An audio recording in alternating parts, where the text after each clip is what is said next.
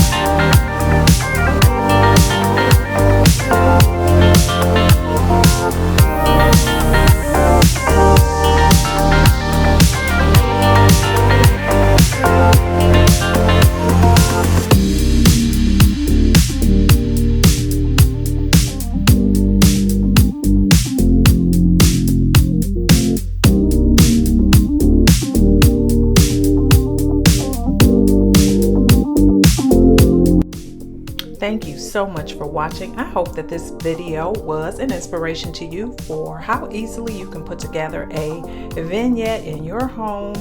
And it can be very simple and very inexpensive. This was a no spin vignette, so I'm super excited about that. Everything I had in my home already, and I just put it all together, and I think it turned out really cute. I do like my vignettes to be a functional space, so as you can see, I do have my salt and pepper shaker there. I always keep a candle in my kitchen that I burn. I have a wine cork there, and a little plant, and it's really simple. I have my cutting boards back there and my towel that says blessed, and my straws. So everything on here I can use. It's in a space that's kind of out of the way. I can move it if I need to because it's on a tray, which is the purpose of a vignette. So all that to be said, I hope you enjoyed the video. If you did, give me a thumbs up.